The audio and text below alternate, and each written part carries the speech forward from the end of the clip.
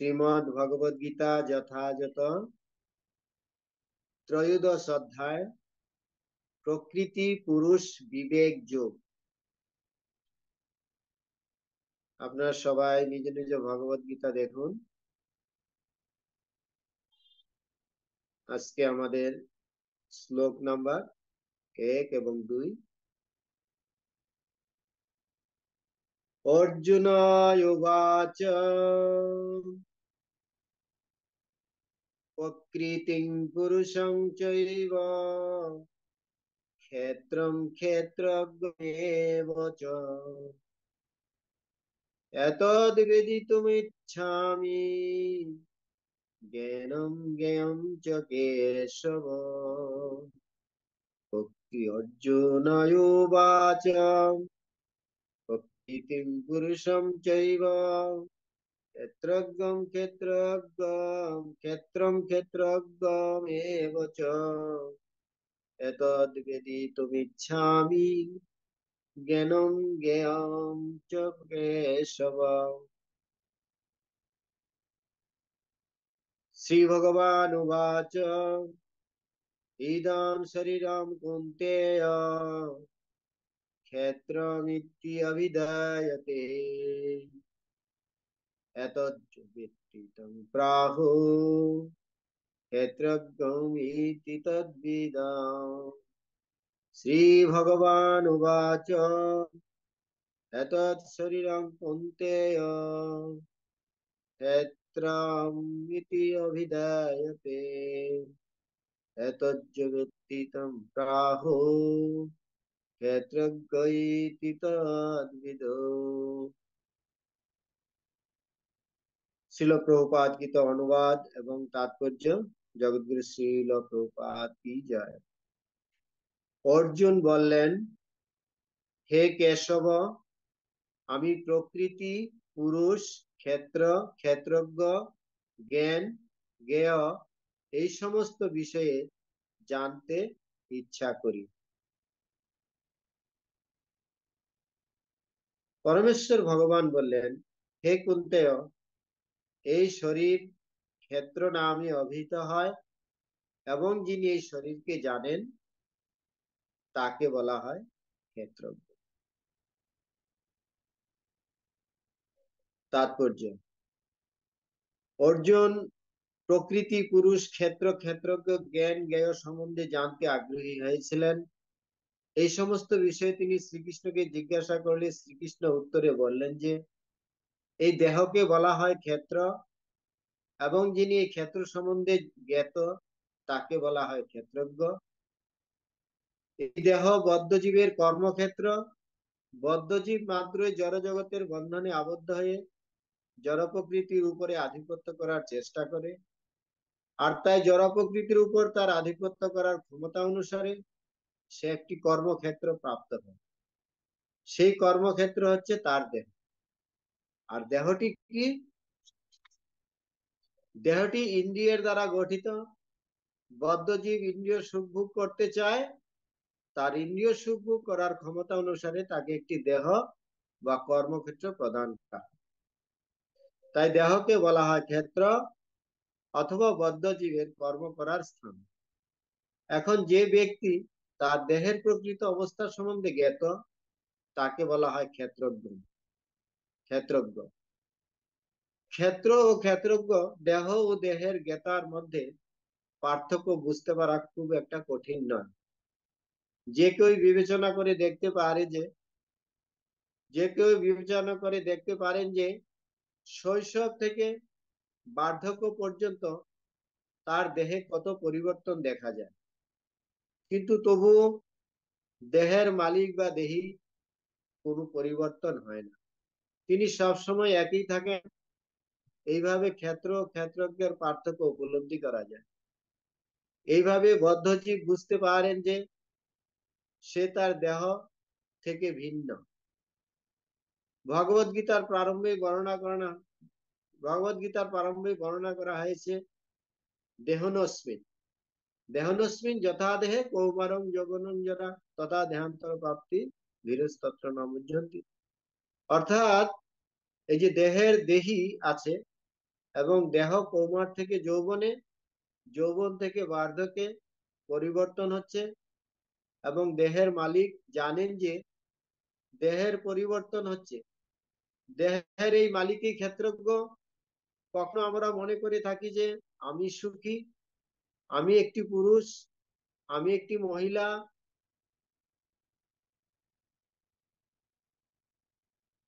আমি একটি আমি একটি পুরুষ, আমি একটি মহিলা, আমি একটি কুকুর, আমি একটি বেড়াল।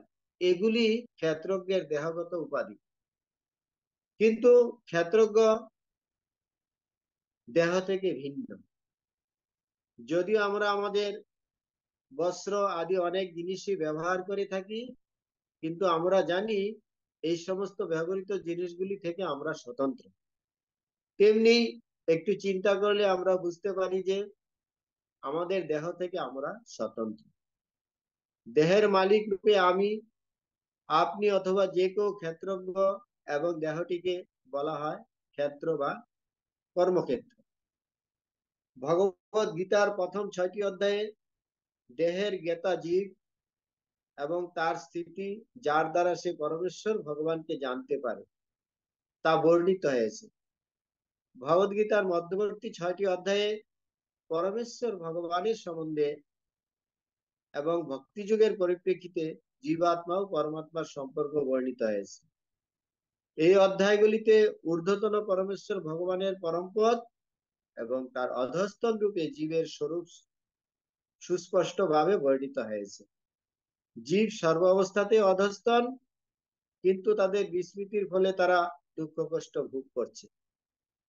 শুভ কর্ম বা সুকৃতির প্রভাবে যখন তাদের চেতনার উন্মেষ হয়, তখন তারা আর্ত অর্থাৎ জিজ্ঞাসু জ্ঞানী রূপে ভগবানের অনুবর্তী হন।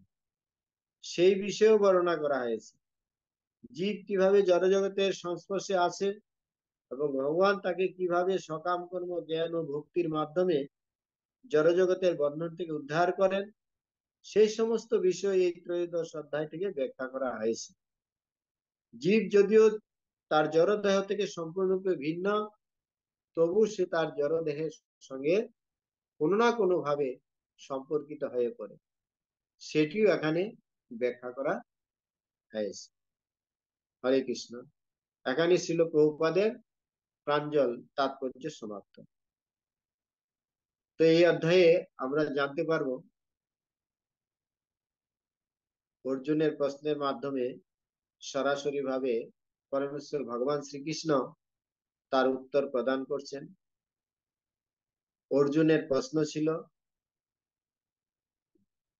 যে হে ভগবান, হে কেশব, আমি প্রকৃতি, পুরুষ, ক্ষেত্র, ক্ষেত্রজ্ঞ, জ্ঞান, জ্ঞেয় এই সমস্ত বিষয়ে জানতে চাই। অর্জুন এখানে প্রথম শ্লোকে ভগবানের কাছ থেকে হে কেশব মানে হে কৃষ্ণ কি কি জানতে চাইছেন? যে আমি প্রকৃতি কি, পুরুষ কি, ক্ষেত্র কি, ক্ষেত্রজ্ঞ কি, জ্ঞান কি, জ্ঞেয় কি, এই সমস্ত জানতে ইচ্ছা করে। তো ভগবান পরমেশ্বর ভগবান তার উত্তরে বলেন, এখানে অর্জুনের প্রশ্ন ছিল 6টি, ভগবান 2টি প্রশ্নের উত্তর এই শ্লোকে দেবেন। তখন ভগবান বললেন, হে কুন্তেয়, এই শরীরে, এই শরীর ক্ষেত্র নামে অভিহিত, এবং যিনি এই শরীরকে জানেন তাকে বলা হয় ক্ষেত্র। তাহলে ক্ষেত্র কি আর ক্ষেত্রজ্ঞ কি, এই 2টি বিষয় ভগবান শ্রীকৃষ্ণ এই শ্লোকের তাৎপর্য বোঝাচ্ছেন শ্রীল প্রভুপাদ। আমাদের জানতে হবে এই ত্রয়োদশ অধ্যায় প্রকৃতি, পুরুষ, বিবেক যোগ, এখানে আমাদেরকে জানতে হবে বিশেষ করে এই জড়া প্রকৃতি কি জিনিস, আর জীব কি, ভগবানকে, ভগবানের সাথে তার কি সম্পর্ক, এবং এই জড়া প্রকৃতিতে জীব কিভাবে অবস্থান করছে, কিভাবে সে দেহ ধারণ করছে, এবং সে কিভাবে এই দেহ থেকে মুক্ত হয়ে ভগবত ধাম প্রাপ্ত হতে পারে, এই বিষয়ে আলোচনা করা হয়েছে। আর অধ্যায়ে আমরা দেখতে পাবো যে ভগবান শ্রীকৃষ্ণ জীব কিভাবে জড়জগতের সংস্পর্শে আসে এবং ভগবান কিভাবে তাকে এই সকাম কর্ম জ্ঞান ভক্তির মাধ্যমে জড়জগতের বন্ধন থেকে উদ্ধার করে। এই জগতে প্রথমত তারা মানুষ বিভিন্ন সকাম কর্মের দ্বারা যুক্ত হওয়ার চেষ্টা করে। সকাম কর্ম মানে আর্ত অর্থাৎ জিজ্ঞাসু জ্ঞানী। আমরা পূর্ববর্তী অধ্যায়গুলিতে এই বিষয়গুলা জেনে আসছি। অনেকে ভগবানের কাছে আসে। তো 4 প্রকার ব্যক্তি আছে, তাদেরকে ভক্ত বলা হচ্ছে, কিন্তু তারা বিভিন্ন রকম তাদের সুবিধা অসুবিধা নিয়ে তারা ভগবানের সংস্পর্শে আসে। আর্ত মানে অসহায় ভাবে কেউ ভগবানের কাছে আসে। অর্থ অত্যন্ত দারিদ্র্যগ্রস্তের মধ্যে অসহায় হয়ে সে ভগবানের সংস্পর্শে আসে। অর্থাৎ জিজ্ঞাসু, তারা ভগবত সম্বন্ধে এবং তাদের প্রকৃত স্বরূপ সম্বন্ধে জানার জন্য তারা ভগবানের সংস্পর্শে আসে। এবং জ্ঞানী, তারা জ্ঞানের মাধ্যমে ভগবানকে জানার জন্য চেষ্টা করে। এই 4 প্রকার ব্যক্তি, তাদেরকে শাস্ত্রে সুকৃতি সম্পন্ন বলা হয়েছে। কেন সুকৃতি সম্পন্ন বলা হয়েছে? যদিও তাদের কিছু বাসনা যুক্ত আছে, কিন্তু তারা ভগবানের সংস্পর্শে আসার জন্য তারা চেষ্টা করছে। এই জন্য আর্ত অর্থাৎ জিজ্ঞাসু জ্ঞানী রূপে তারা ভগবানের অনুবর্তী হয়, তারা ভগবানের কাছে আসে। যদিও তারা বিভিন্ন রকম বাসনা নিয়ে ভগবানের সংস্পর্শে আসে, কিন্তু ভগবান তাদেরকে অন্তিমে ভগবত ভক্তি প্রদান করেন। ইতিপূর্বে আমরা 7ম অধ্যায় থেকে দ্বাদশ অধ্যায় অব্দি যে ভক্তি যুগের ব্যাখ্যা, ভগবানের সাথে ভক্তের যে সম্পর্ক এবং ভক্তের যে গুণাবলী, এগুলো আমরা বিস্তারিত ভাবে জানতে পারলাম। এবং এই বিষয়গুলোকে আরো সঠিকভাবে পর্যালোচনার মাধ্যমে ভগবান এগুলো বোঝানোর চেষ্টা করছেন। যে এই ত্রয়োদশ অধ্যায়ে আমরা জানতে পারবো যে যিনি এই আত্মাকে এবং এই দেহকে এবং তার ঊর্ধ্বে যে পরমেশ্বর ভগবান বা পরমাত্মা, তার মধ্যে যে পার্থক্য, দেহ এবং আত্মার মধ্যে পার্থক্য, দেহ এবং আত্মা এবং তার সাথে যে পরমাত্মার পার্থক্য, এই 3টি বিষয় যিনি ভালোভাবে বুঝতে পারেন, তাকে এখানে যথার্থ জ্ঞানী বলে উল্লেখ করা হয়েছে। এবং তারাই মুক্তি লাভের অধিকারী। তারা মুক্তি লাভের অধিকারী যারা জানতে পারেন যে আমি এই দেহ নই, আমি হচ্ছি আত্মা। আর আত্মা কি? আত্মা হচ্ছে পরমাত্মার অংশ এবং পরমাত্মার অংশ, এবং জীব হচ্ছে ভগবানের নিত্য অংশ, ভগবানের নিত্য দাস। এবং এই দেহের স্বরূপ কি, আত্মার স্বরূপ কি এবং ভগবত তত্ত্ব স্বরূপ যিনি যথাযথভাবে জানতে পারেন, এই বিষয়গুলা এই ত্রয়োদশ অধ্যায়ে বিস্তারিত ভাবে ভগবান আলোচনা করবেন।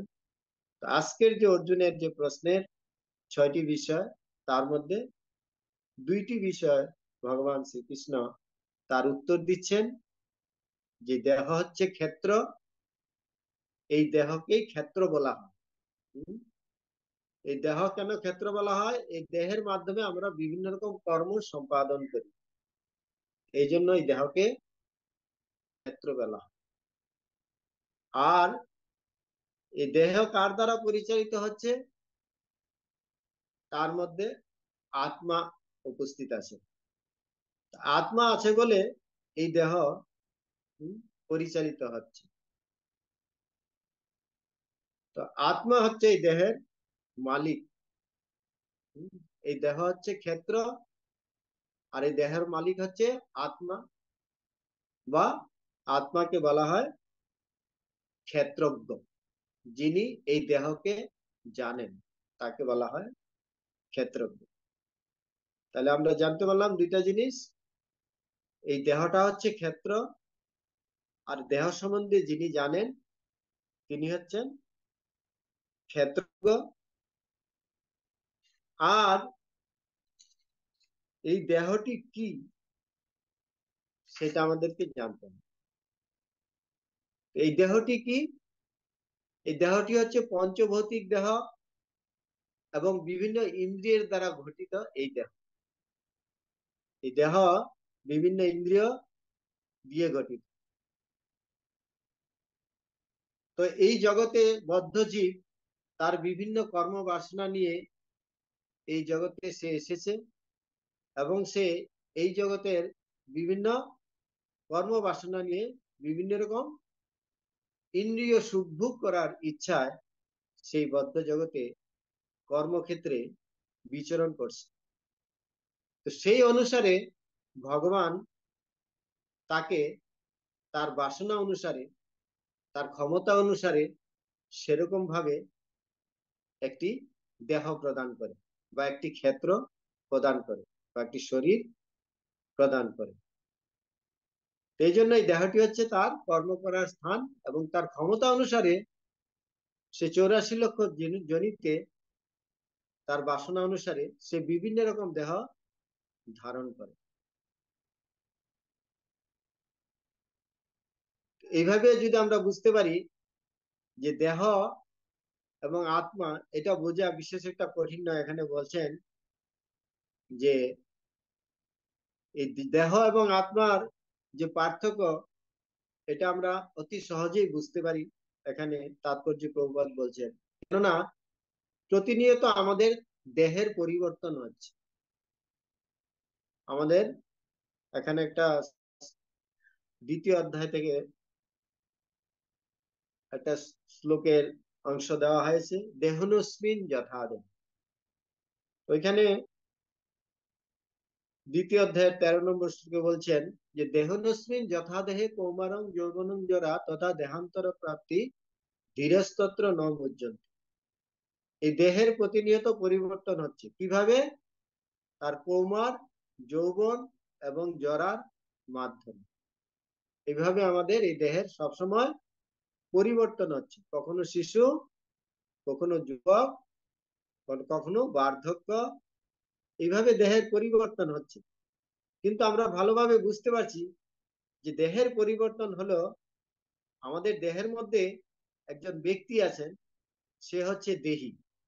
এই দেহী মানে আত্মা, কিন্তু সেই আত্মার কোনো পরিবর্তন হয় না। আমরা এখন যে বর্তমানে যে শরীরে আমরা আছি, আমরা বুঝতে পারছি যে আমাদের দেহে একটি আত্মা আছে। এই যে আমাদের যে উপলব্ধি, এই যে আমি আমি ছোটবেলায় ছিলাম, এক সময় আমাদের দেহ শিশুরূপে ছিল, তখনও আমি বলতাম নিজেকে আমি।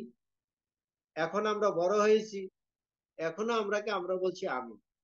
এই যে আমি, এই আমি আমার কোনো পরিবর্তন হয় না, আমার দেহের পরিবর্তন হচ্ছে।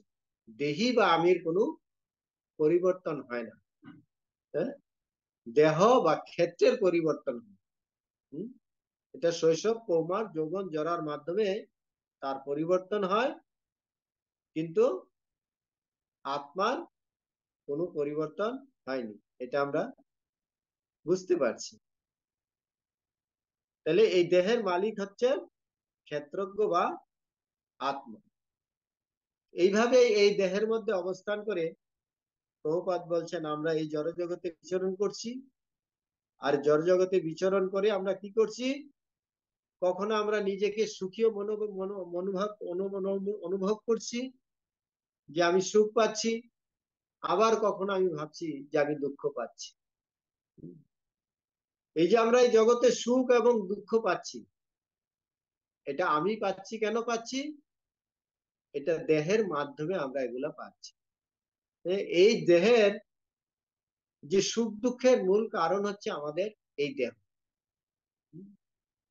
এই সুখ দুঃখের কারণেই হচ্ছে এই দেহ। এই দেহ আছে বলেই আমরা সুখ এবং দুঃখ অনুভব করছি, কিন্তু এটা আত্মা এই দেহের মাধ্যমে সে সুখ এবং দুঃখ অনুভব করে। আর এই আত্মা কি করে?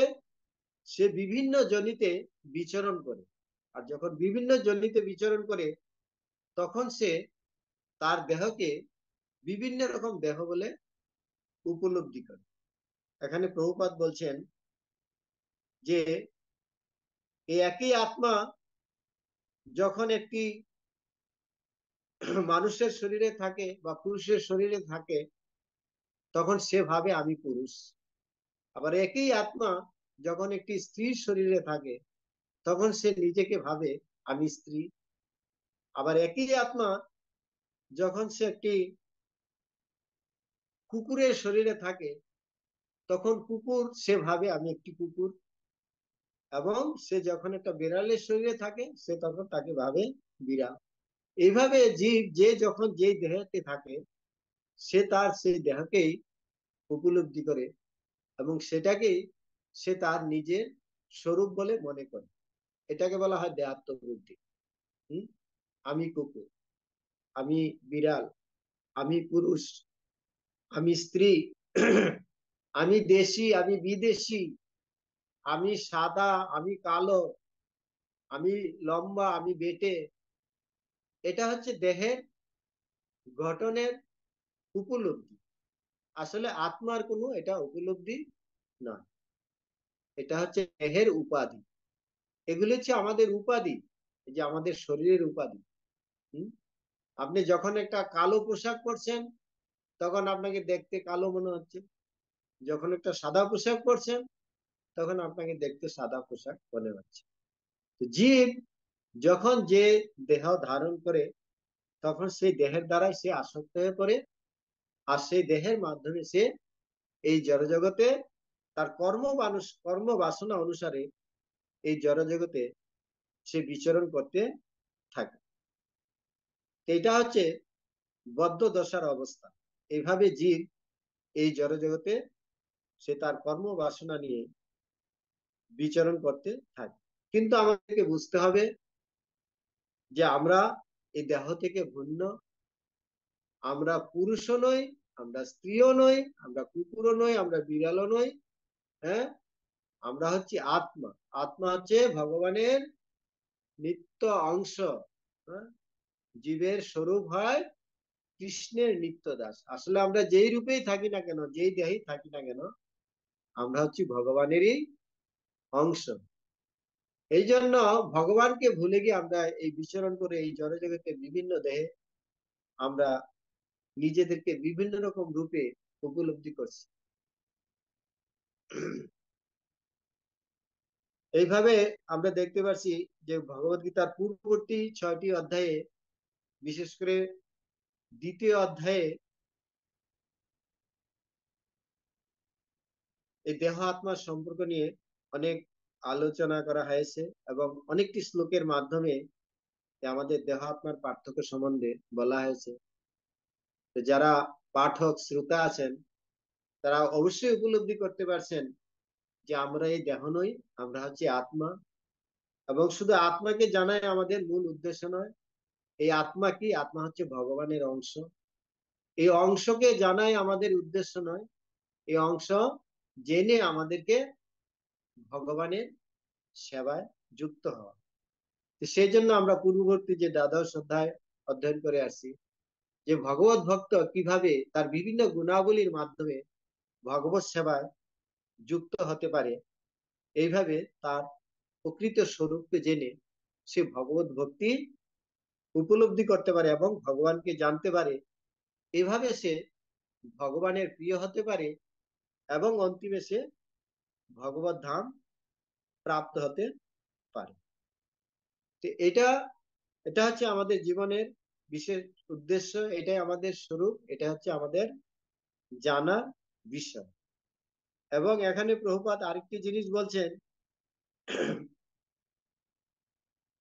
যে এই অধ্যায়গুলিতে ঊর্ধ্বতন পরমেশ্বর ভগবান, পরম পদ, ভগবানের পরম পদ এবং তার অধস্তন রূপে জীবের স্বরূপ সুস্পষ্ট ভাবে বর্ণিত হয়েছে। জীব সর্বাবস্থাতে অধস্তন, কিন্তু তাদের বিস্মৃতির ফলে তারা দুঃখ কষ্ট ভোগ করে। এই জগতে আমরা কেন দুঃখ কষ্ট ভোগ করছি? আমরা ভাবছি আমরা স্বতন্ত্র, আমরা কারো অধীন নই, আমরা স্বাধীন। কিন্তু প্রভুপাদ এখানে বলছেন যে সব সময় আমরা পরতন্ত্র, আমরা কারো না কারো অধীন, আমরা কখনো স্বাধীন নই, আমরা সবসময় কারোর উপর নির্ভর করে আছি। কি বলছে? অধস্তন। আমরা অন্যের উপর নির্ভরশীল হয়ে আছি, আমরা কখনো স্বতন্ত্র নই।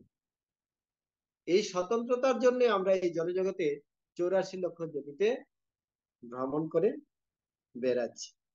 এই জন্য আমাদেরকে এই স্বতন্ত্রতা থেকে মুক্ত হতে হবে এবং আমাদেরকে বুঝতে হবে আমরা পরমেশ্বর ভগবানের নিত্য দাস।